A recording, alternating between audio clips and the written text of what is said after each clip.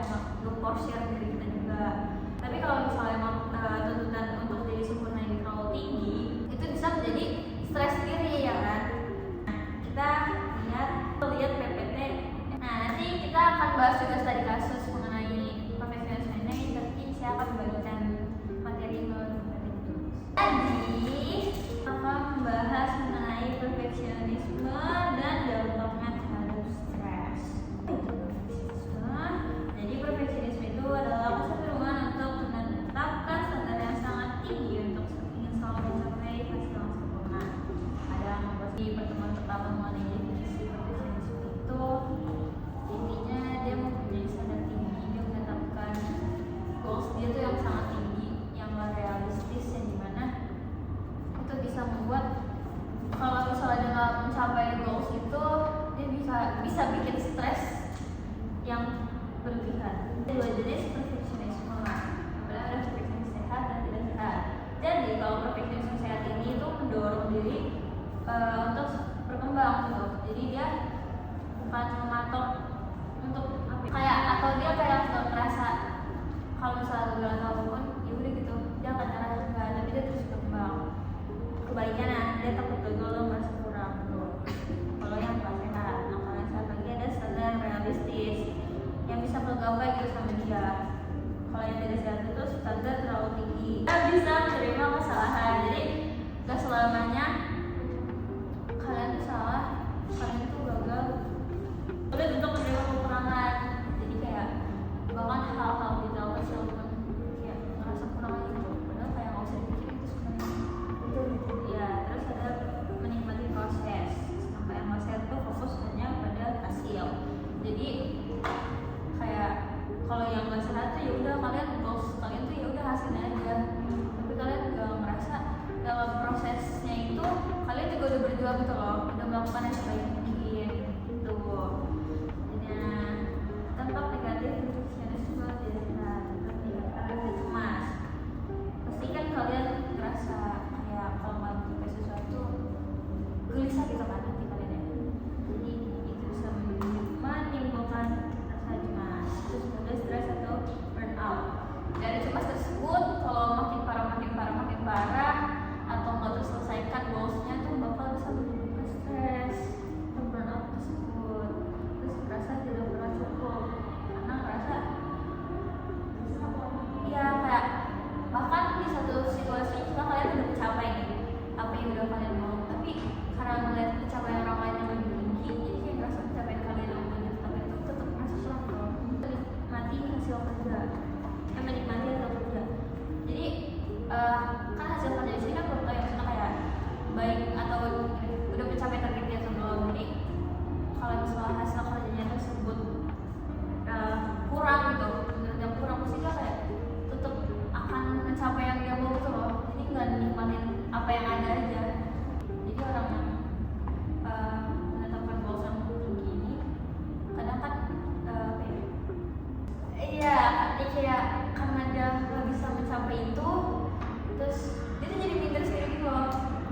Kenapa sih orang-orang gini misalnya begini, tapi saya nggak bisa. Terus dia paksain banget, tapi tetap nggak bisa gitu. Karena dia nggak dapetin yang realistis. Juga tahu realisme itu satu batasan kemampuan. Jadi kalau kalian merasa kayak porsir diri kalian tuh ya segitu aja gitu, kita nggak bisa porsir lebih jauh gitu loh, kasih coba ke diri kalian sendiri. Terus fokus pada kemajuan, bukan kesempurnaan. Dan tadi kita tuh harus berkembang, bukan untuk ya udah terus berkembang terus loh, nggak ada target yang gimana. Yang penting kita tuh bisa jadi kita sendiri. Terus bukan hasil yang sempurna, karena kesempurnaan hanya milik Allah. Dan gagal, jadi kan gagal juga bukan selamanya kalian gak akan gagal terus kan. Gagal tuh bisa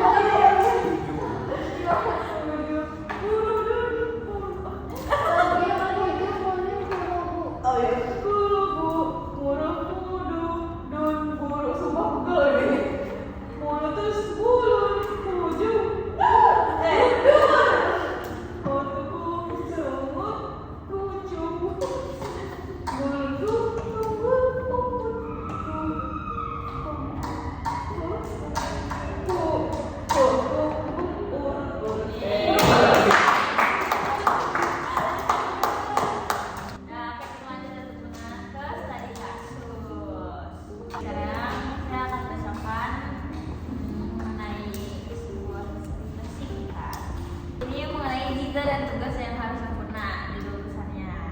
Nah, jadi Dita ini adalah seorang mahasiswa semester 4 yang dikenal sangat rajin dan perfeksionis. Nah, setiap kali ada tugas, ia selalu menghabiskan waktu berjam-jam untuk memastikan hasil sempurna. Ia sering merasa belum.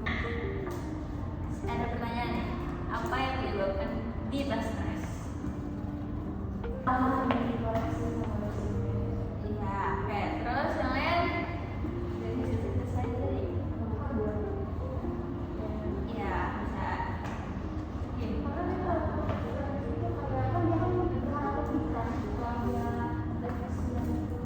Oke.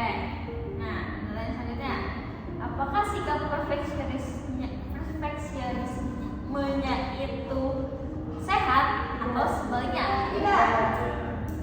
Ini hal yang sering muncul ya dalam kehidupan kita, tapi kayak kadang kita tuh nggak menyadari kalau sebenarnya kita harus melaksanakan.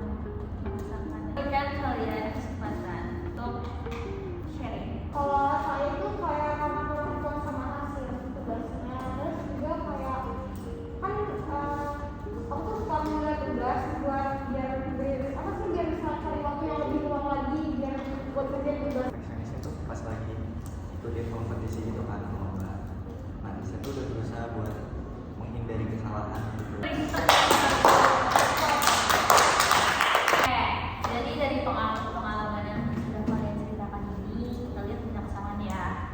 Adanya rasa takut gagal, cemas, dan sulit untuk menerima hasil yang kurang sempurna.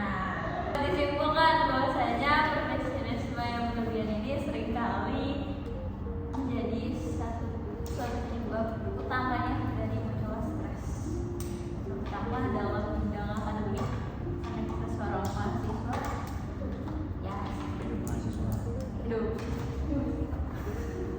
Nah, kita udah di penghujung acara. Menyimpulkan pada pertemuan hari ini kita pembahasan saja dari awal sampai terakhir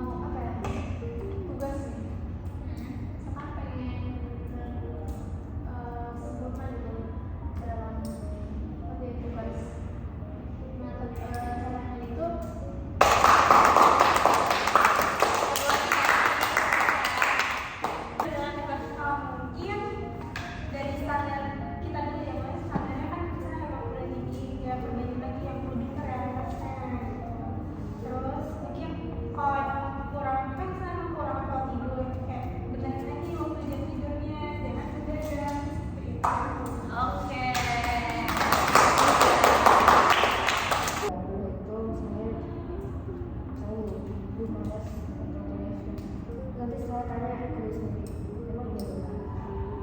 Mungkin di sini nanti ada soal-soal coba dulu. Ada cara teman-teman untuk menghadapi tekanan industri ini. Ada yang kerjaan, ada yang mencari kesibukan lain terus, tidur atau makan makanan enak itu. Kita lihat bareng-bareng mana strategi yang sehat dan mana yang bisa kita ubah menjadi yang lebih baik.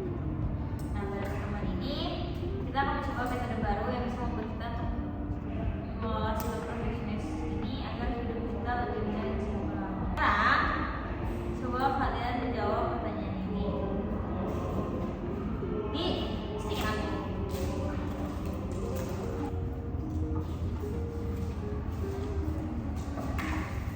Pertanyaannya adalah, apa yang biasanya kamu lakukan ketika merasa perfeksionisme itu muncul? Udah semua belum? Udah lah, satu-satu dari Bella. Saya karena perfeksionis waktu kayak yang bilang-bilang itu, terus apa keluarga dari zona nyaman dan mau banget kalau misalkan waktu itu kayak 16, 17 gitu, nggak yang lulus dulu gitu, tapi kayak gue juga apa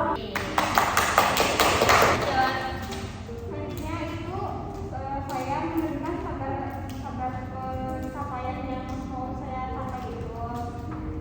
Terus intinya kayak evaluasi kayak oke yang ini sekarang udah lebih baik daripada yang terus standarnya itu lebih direhabilitasi lagi sama stop lalu mungkin bakal dengan ada rest juga seperti tidur, terus diskusi dan kerjain bareng sama teman. Oke. Bagus.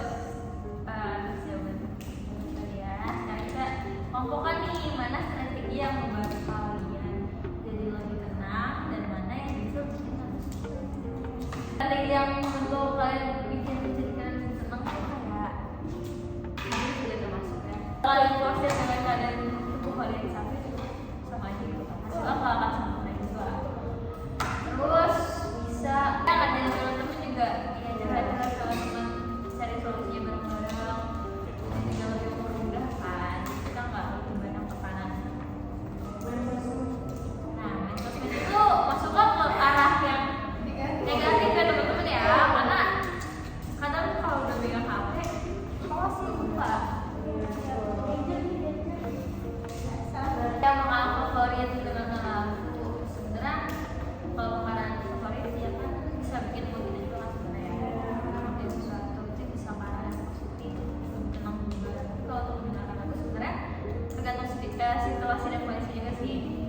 Kadang kan ada juga orang yang malah iki main HP gitu loh, ya akan distract malah nggak kelar gitu pekerjaannya karena dia kebanyakan nyanyi. Nah dari sini kita selain bahwasanya semua strategi yang kita lakukan itu semua itu efektif gitu kan. Ada kita pikir itu bisa membantu, tapi ternyata malah bikin stres. Lebih stres.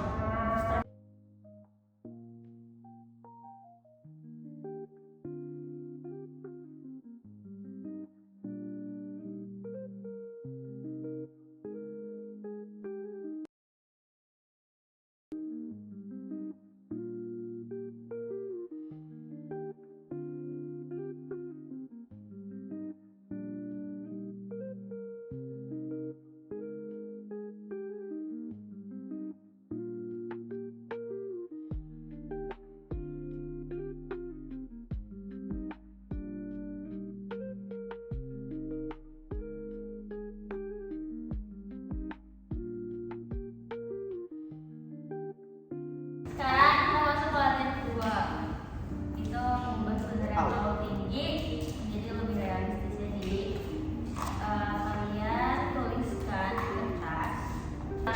Tuliskan satu atau dua hal standar tinggi yang kamu miliki tentang diri kamu, lalu buat jadi versi yang lebih realistis. Contohnya, kalau sebelumnya kamu berpikir saya harus selalu dapat nilai A di semua mata kuliah, kamu tulis nih yang gak realistis itu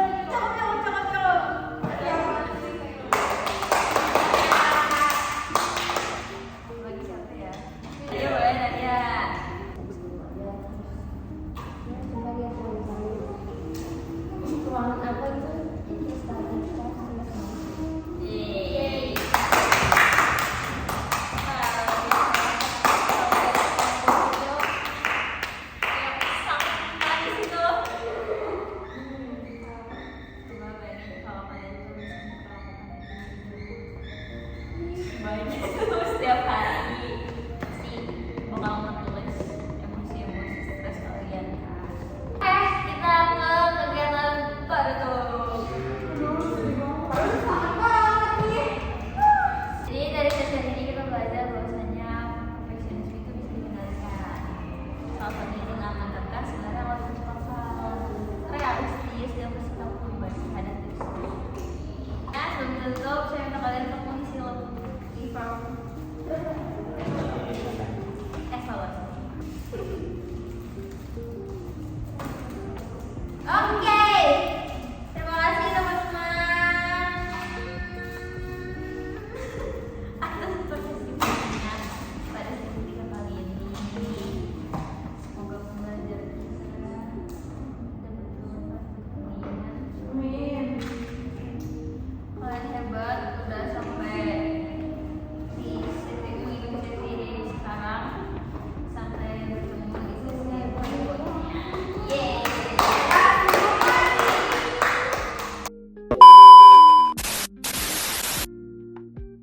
Assalamualaikum warahmatullahi wabarakatuh.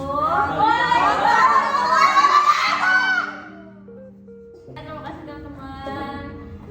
Di sesi hari ini, jadi pertemuan kita ini adalah pertemuan terakhir pada bimbingan kampus kita kali ini. Sebelumnya kita harus dulu. Nadia, coba. Oke, semua hadir ya teman-teman. Dan sebelum kita lebih lanjut melakukan kegiatan ini, kita berdua saya masing-masing dan mulai selesai. Pada sesi terakhir ini atau sesi keempat ini kita akan membuat action plan nanti untuk membantu diri kita menjadi lebih realistis dan gak terlalu sama diri kita sendiri. Terus juga nanti kita ada waktu juga buat refleksi mengenai pengalaman kalian selama mengikuti kegiatan inti. Oke, kita lanjut ke kegiatan inti yang pertama dari action plan ya teman-teman. Jadi sekarang kita buat action plan yang sederhana buat diri kita sendiri. Action plan ini bukan hal besar, tapi sebagai langkah kecil yang bisa kalian mulai dalam waktu dekat atau buat membantu mengurangi tekanan perfeksionisme ini.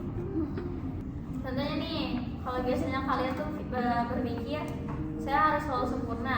Nah, kalian bikin lagi di bawahnya, di bawah kalimat itu ubah menjadi saya akan menyelesaikan tugas tertentu walaupun hasilnya belum sempurna. Tuh. Nah,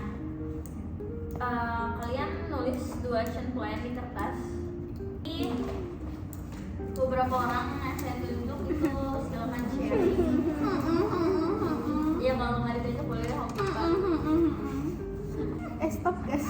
Ya, fotonya masih ada lagi. Jadi kayak tulisan kan bikin 2 tulisan gitu. Tolong. Yang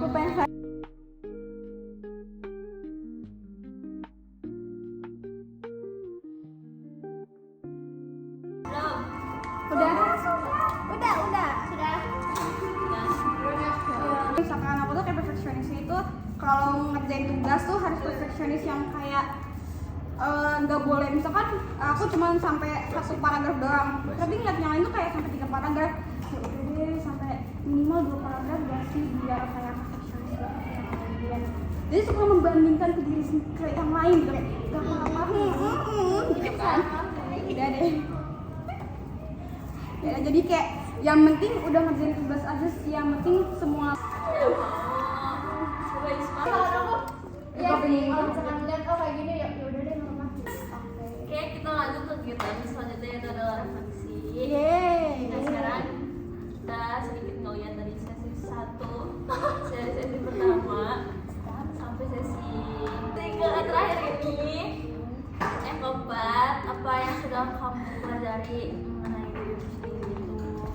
Kalian bisa jawab di kertas, itu bisa di bawahnya.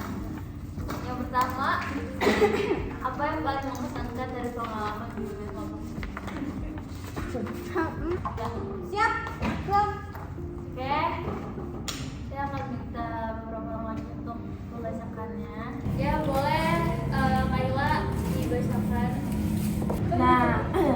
paling mengesankan itu materinya seru dan menyenangkan, pembawaan menyenangkan, dinamika kelompoknya juga bagus, sangat berdinamika. Terus yang paling berharga tentang ini kata materinya itu kayak aku tahu jadinya kalau perfeksionis itu tidak sepenuhnya baik gitu. Terus jadi tahu cara menanganinya. Nah sudah. Satu lagi kali ya. Yang pertemuan pertama itu yang menggambar antara tim yang perfeksionis dan tim yang dibebaskan untuk menggambar pohon tapi bebas gitu. Itu cukup mengesankan. Terus yang paling berharga itu saya jadi belajar bahwa manusia itu emang gak sempurna gitu ya. Jadi kembali diingatkan bahwa manusia itu gak sempurna, makanya ya lakukan saja dulu dan ini terus nikmati. Oke. Manusia tidak sempurna itu pasti melakukan kesalahan. Kita akan mengerjakan post-test singkat sama seperti sebelumnya. Saya akan kirimkan melalui WA. Silahkan kalian isi. Tujuannya untuk melihat sejauh mana pemahaman kalian berkembang setelah mengikuti kegiatan sesi rangkaian ini. Sudah selesai? Oke, kita ke kegiatan berikut nih teman-teman. Jadi perlu kalian ingat bahwasanya perfeksionis itu kan masalah buruk. Tapi kalau berlebihan juga bisa bikin kita lelah atau stres atau bisa kehilangan kebahagiaan. Nah, kuncinya adalah untuk menyeimbangkan antara berusaha dengan menerima keterbatasan diri yang ada. Cukup baik itu lebih baik daripada tidak sama sekali. Jadi ada motivasi hari ini, kata-kata hari ini.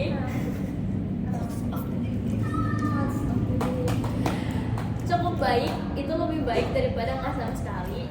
Yang terpenting adalah berani mencoba, bukan menunggu segala yang